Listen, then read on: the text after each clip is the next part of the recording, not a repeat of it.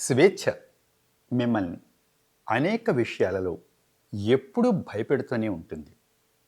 కాబట్టి ఎలాంటి భయాలు లేని స్వేచ్ఛ మాత్రమే మాటల కందని ఆశీర్వాదం అవుతుంది.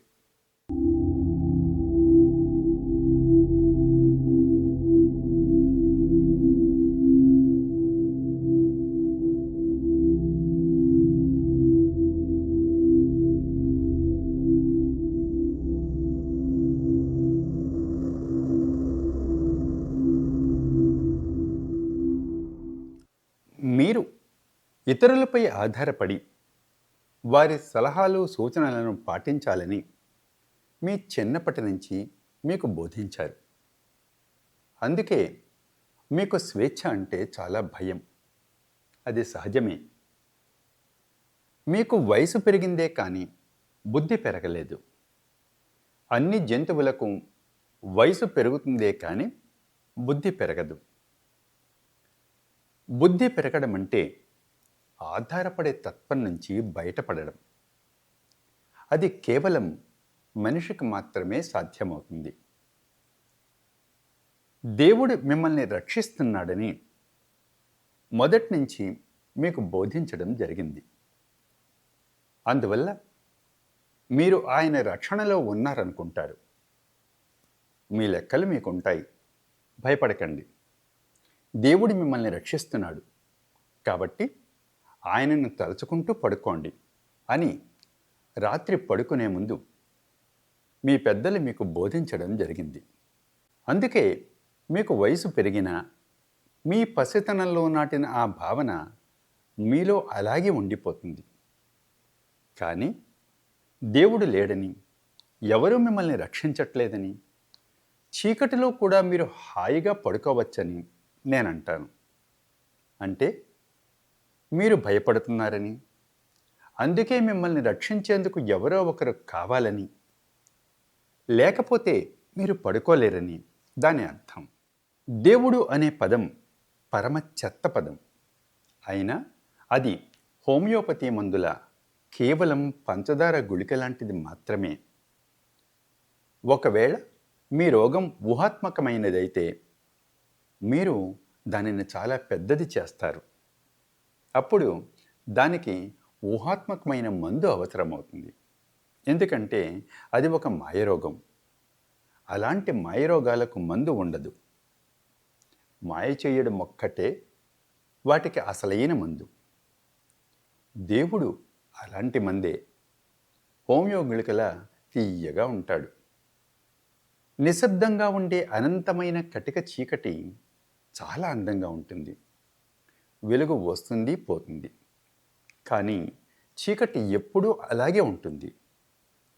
అది వెలుగు కన్నా ఎక్కువ శాశ్వతమైనది. వెలుగు కావాలంటే మీకు ఇంధనం అవసరమవుతుంది.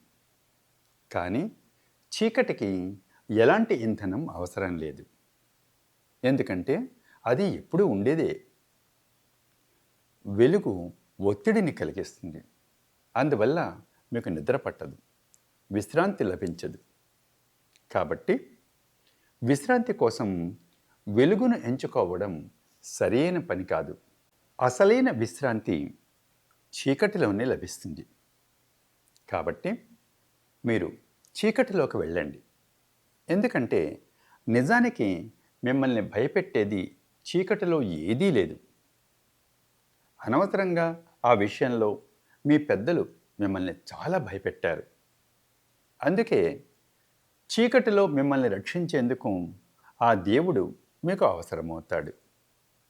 కానీ ఆయన ఒక భ్రమ.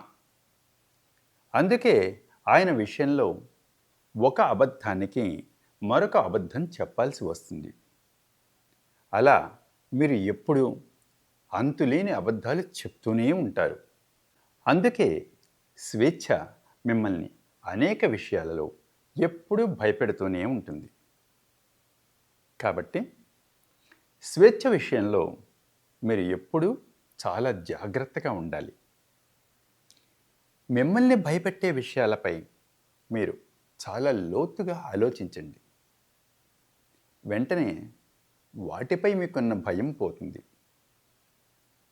మీరు భయపడేందుకు ఈ ప్రపంచంలో ఏదీ లేనప్పుడే మీరు స్వేచ్ఛగా ఉండగలరు. అలాంటి స్వేచ్ఛతో మీరు హాయిగా ఆనందించగలరు. దాని బాధ్యతను మీరు పూర్తిగా స్వీకరించగలరు.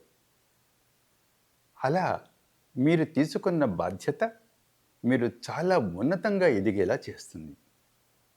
అందువల్ల మీరు చేసే ప్రతి పనిలో, మీ ఆలోచనలో, మీ భావనలో మీరు మరింత బాధ్యతాయుతంగా ఉంటారు. అలా అది మీకు మీ మనస్తత్వానికి ఉన్న బంధనాలన్నింటినీ తొలగించి మిమ్మల్ని మరింత పారదర్శకంగా చేస్తుంది. అనవసరంగా మీరు మీ భయాలను మరీ పెద్దవిగా ఊహించుకున్నారు. అందుకే వాటి నుంచి తప్పించుకునేందుకు చేసే ప్రయత్నంలో మీరు అసలు వాటి వైపే చూడకుండా వాటికి వ్యతిరేకమైన వాటిని మీరు సృష్టిస్తున్నారు. ఒక్కసారి మీరు ఒక శాస్త్రవేత్తలా వాటిని నిశితంగా గమనించడం ప్రారంభిస్తే అవి వడగళ్లలా కరిగిపోవడం ప్రారంభిస్తాయి.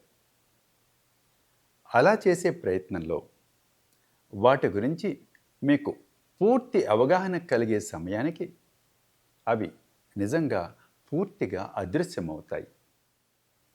కాబట్టి ఎలాంటి భయాలు లేని స్వేచ్ఛ మాత్రమే మాటల కందని ఆశీర్వాదమని మీరు ఎప్పుడూ గుర్తుంచుకోవాలి.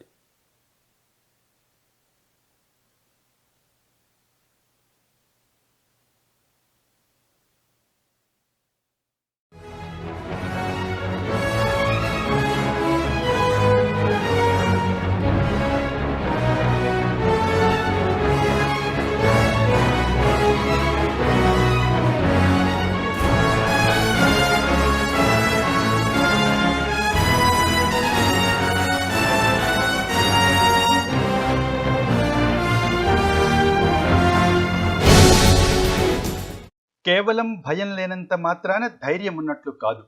తెలిసిన విషయాల హద్దులు దాటిన మరుక్షణం మీరు భయపడతారు. ఎందుకంటే అప్పుడు ఏది చెయ్యాలో ఏది చెయ్యకూడదో మీకు తెలియదు. ఆ భయమే మిమ్మల్ని తెలిసిన వాటినే పట్టుకుని వేలాడేలా చేస్తుంది. అయితే ఎన్ని భయాలున్నప్పటికీ మీకు తెలియని ప్రమాదకరమైన మార్గాలలోకి ప్రవేశించి ముందుకు సాగడమే ధైర్యం అంటే. కానీ పిరికి పందలు అలాంటి ప్రమాదకరమైన వాటి నుంచి తప్పించుకు తిరుగుతారు. ఎందుకంటే వారు మృత జీవులు. నిజంగా పూర్తి జీవంతో నిండిన వ్యక్తులు ఎప్పుడూ తమకు తెలియని వాటిని అవి ఎంత ప్రమాదకరమైనవైనా తెలుసుకునే ప్రయత్నం చేస్తారు. కాబట్టి ధైర్యమున్న వ్యక్తికి పిరికివాడికి మధ్య పెద్ద తేడా ఏమీ లేదు. ఇద్దరికీ భయాలుంటాయి. కానీ పిరికివాడు తన భయాలకు తగినట్లు ప్రవర్తిస్తాడు. ధైర్యమున్న వ్యక్తి తనకున్న భయాలన్నీ పక్కన పెట్టి తనకు తెలియని వాటిలోకి కూడా దూసుకుపోతాడు. తనకు తెలియని వాటి కోసం తనకు తెలిసిన వాటిని కూడా పణంగా పెట్టేందుకు సిద్ధపడుతూ ఆ ప్రయత్నంలో తనకు ఏమవుతుందో కూడా ఏమాత్రం ఆలోచించకుండా, ఏమాత్రం వెనుకాడకుండా పూర్తి బాధ్యతను స్వీకరించేందుకు అంగీకరించేవాడే అసలైన మగాడు, మనగాడు. అదే అసలైన ధైర్యం. కేవలం సాహసవంతులు మాత్రమే ఆ పని చేస్తారు.